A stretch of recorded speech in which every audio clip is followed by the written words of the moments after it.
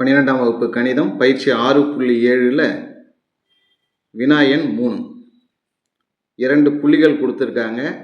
அதோட மேலும் 2 புள்ளிகள் கொடுத்து அந்த புள்ளி வழி செல்லும் நேர்கோட்டுக்கு இணையாக அமையும் தளத்தின் துணையலகு வெக்டர் சமன்பாடு மற்றும் கார்ட்டீசியன் சமன்பாடு கண்டுபிடிக்க சொல்லியிருக்காங்க.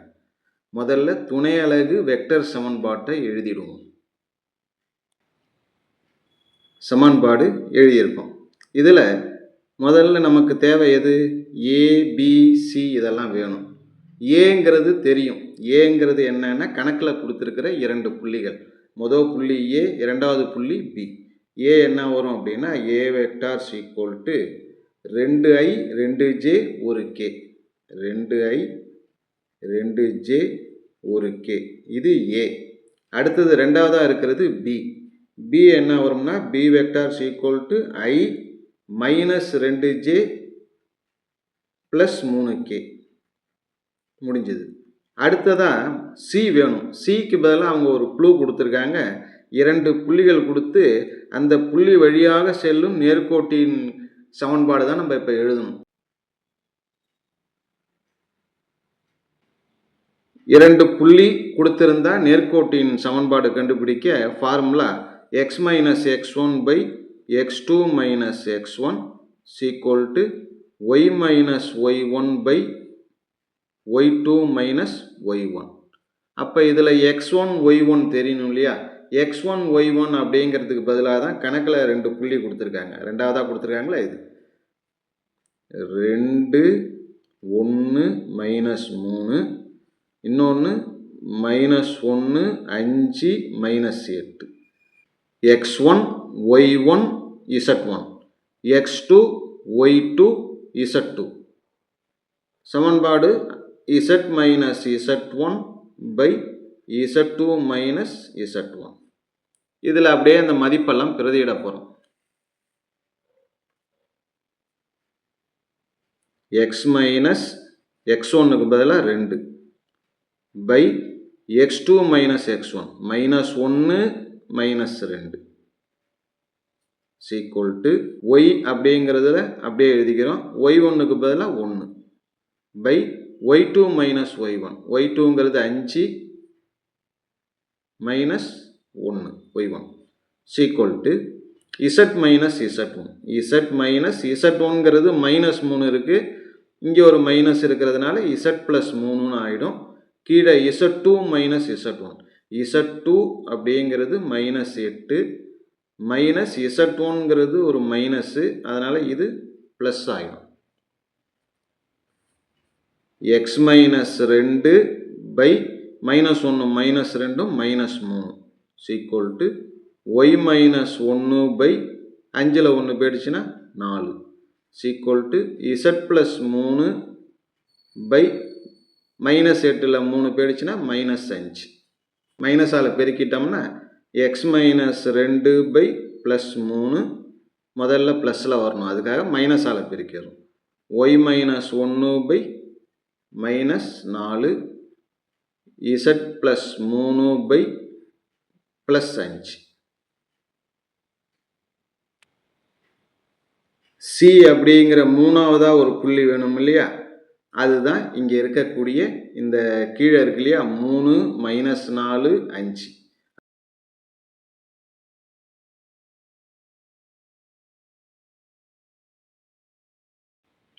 நமக்கு ஃபார்முலாவில் பி மைனஸ் ஏ வேணும்.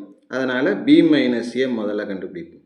B minus A equal to பிக்கு பதிலாக ஐ 2j ப்ளஸ் 3k மைனஸ் ஏ இருக்குல்ல, ஏங்கிறது என்ன?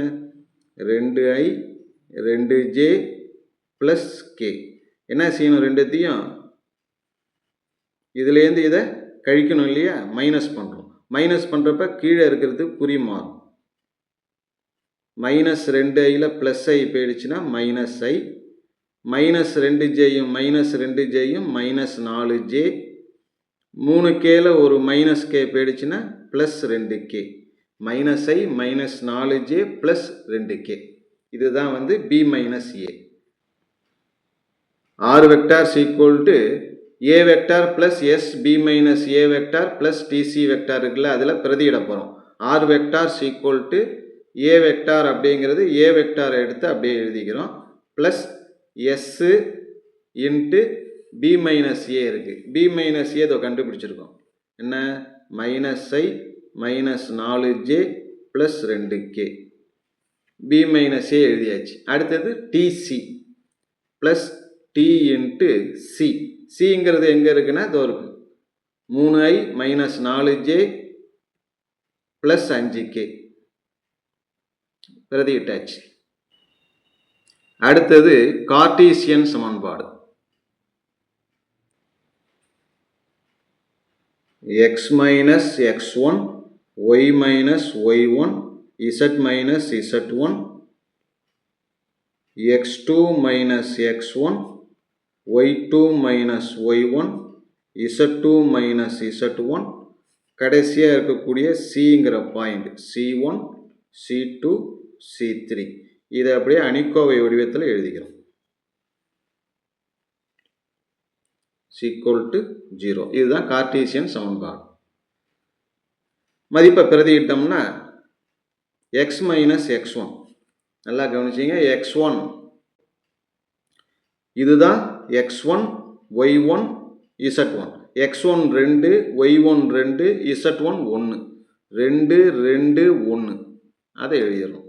x minus 2 y minus 2 z minus 1 2 2 1. அடுத்ததா x2 minus x1. x2 minus x1. x2ங்கிறது இது 1, y2ங்கிறது மைனஸ் 2, இது z2. நம்ம இப்போ எழுத வேண்டியது x2 minus x1. x2 minus x1னா 1 மைனஸ் 2. 1 மைனஸ் 2. அடுத்தது y2 மைனஸ் y1. y2ங்கிறது minus 2 minus y1. Minus 2 minus 2 minus 2 minus 2. அடுத்தது z2 மைனஸ் z1. z2 இதோ இருக்கு மைனஸ் z1. z1 இந்த இடத்துல 1. 3 minus 1.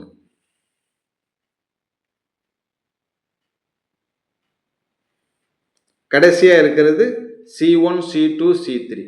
c1 c2 c3 c1 c2 c3 3 minus 4 5.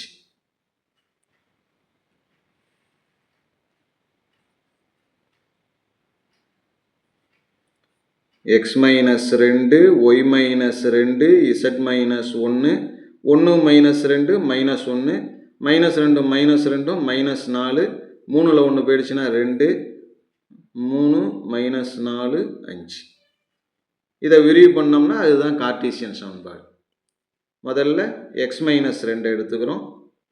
x minus 2 இருக்கிற நிரல் ரெண்டுத்தையும் விட்டுட்டோம்னா இந்த 4 உறுப்பு இருக்கும். 4 உறுப்பை குறுக்க பெருக்கிறோம். 5 20 மைனஸ் 20. இந்த பக்கம் பெருக்கினா மைனஸ் 1 வரும். அதனால் இது மைனஸ் 8ங்கிறது ப்ளஸ் 8 ஆகிடும். Minus 20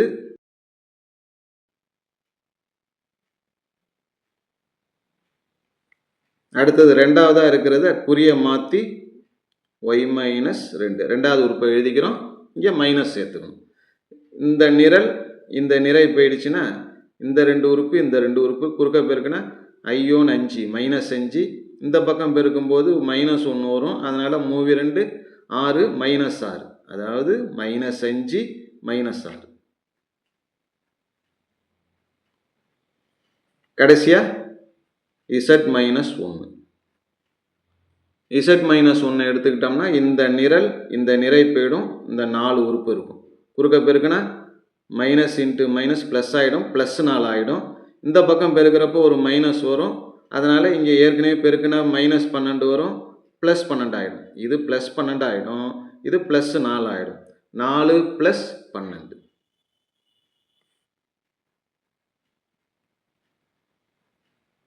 equal to 0. x minus 2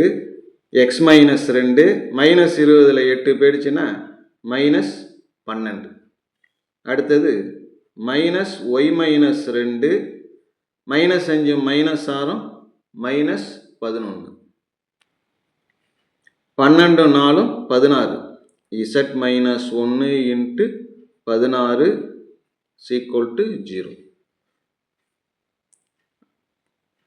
X minus 2 இந்த மைனஸ் 12ங்கிறத முன்னாடி எழுதிடும். மைனஸ் 12 எக்ஸ் மைனஸ் 2 இந்த மைனஸும் மைனஸும் ப்ளஸ் ஆகிடும்.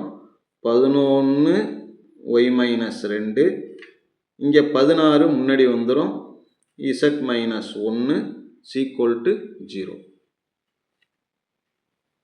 மைனஸ் 12 உள்ளார கொண்டு போனால் minus 12x minus 12 into minus 2 plus 24. அப்புறம் 11 into Y 11y 11 into minus 2 minus 22 plus 16 Z 16 into minus 1 minus 16 equal to 0. Minus 12x plus 11y plus 16 Z 24ல் 22 24ல் மைனஸ் 22 போயிடுச்சுன்னா ப்ளஸ் 2 இருக்கும். ப்ளஸ் 2ல் வந்து மைனஸ் 16 சேர்க்கும்போது அதில் ஒரு 2 போய் மைனஸ் 14ன்னு வரும். Equal to 0. எல்லாத்தையும் ஒரு மைனஸால் பெருக்கிட்டோம்னா இது 12x இது மைனஸ் 11y இந்த இடத்துல மைனஸ் 16z இது ப்ளஸ் 14 ஈக்குவல் டு 0.